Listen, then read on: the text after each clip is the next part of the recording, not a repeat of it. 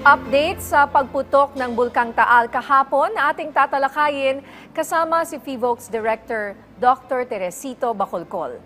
Dr. Bacolcol, magandang tanghali po sa inyo. Yes, ma'am. Magandang tanghali din po sa inyo. Sa inyong monitoring, gaano po kalaki ang naging epekto nitong phreatic eruption ng Taal Volcano kahapon? At paglilinaw lang po, ito po ba ay yung phreatomagmatic o phreatic eruption na ito? Ano po ang pagkakaiba ng dalawa? Kahapon umabot po ng 2,400 meters ang plume na binuga ng Taal Volcano. Wala po tayong naitala or wala po nag-report sa amin na may ash na bumagsak sa mga bayan na nasa paligid ng Taal Volcano. Ngayon, yung phreatic eruption at saka yung phreatomagmatic eruption, magkaiba po yun. Yung phreatic eruption, this is water coming into contact with hot volcanic materials or hot volcanic rocks or hot volcanic gases. Wala pong magma involved po sa phreatic eruption. While for phreatomagmatic eruption, this happens when magma comes into contact with water, and as a result, meron po tayong na-produce na mix of steam and ash and sometimes fragmented volcanic materials. Director, ano po ba, ano-ano ang mga lugar po na apektado nito?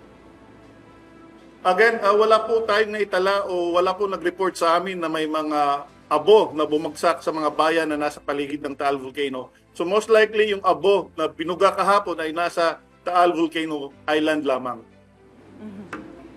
Ano naman po, kumusta po ang ashfall mula po dito, Director? Again, wala po tayong ash na na-report sa mga bayan na nasa paligid po ng Taal Volcano. So most likely, again, baka nasa Taal Volcano Island lamang yung ash. Ano naman po ang mga hazardous effects ng mga pagsabog na ito?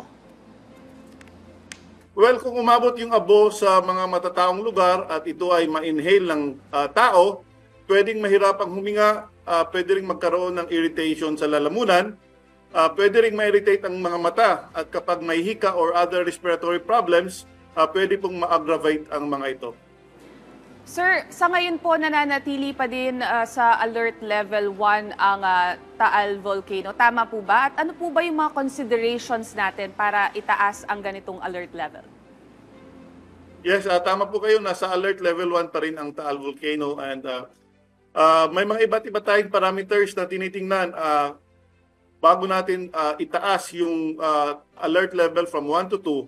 Katulad ng pagdami ng volcanic earthquakes na hindi natin nakikita sa ngayon. In fact, for the past 24 hours, wala po tayo ni isang volcanic earthquake na naitala sa Taal Volcano.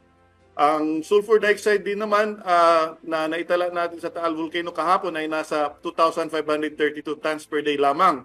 And wala rin po tayong nakikitang inflation o pamamaga sa Taal Volcano. So ito yung mga tinitingnan natin bago itaas natin yung alert level from 1 to 2. Inaasahan na po bang magtutuloy-tuloy na ang pagputok o ang phreatic eruption ng Taal Volcano? Okay, so we expect na mga ganitong pangyayari ay uulit at uulit dahil po as long as we have the right ingredients like water and hot volcanic materials or magma, pwede pong maulit to. And in fact, since April, nakapagtala na po tayo ng 49 phreatic eruptions and isang phreatomagmatic eruption. Ito yung nangyari kahapon. Director, may posibilidad po ba na maulit yung pagsabog ng Taal noong 2020? At ano po ba ang pagkakaiba sa aktibidad nito noon sa ngayon? Yung activity ng 2020, it started as phreatomagmatic eruption na nagiging subplinian eruption, and umabot po sa 15 kilometers yung plume noong 2020. Kahapon, 2.4 kilometers lamang yung inabot ng plume. And yung dispersion po ng abo, unlike nung 2020 na halos umabot sa Metro Manila yung abo, dito ay wala po tayong na-report na abo na umabot sa mga kahit man lang sa lalawigan sa mga lugar around Taal Volcano, wala po tayong naiulat na umabot po yung abo. Sir, mensahe o paalala nyo na lang po sa ating mga kababayan na malapit sa Bulkang Taal.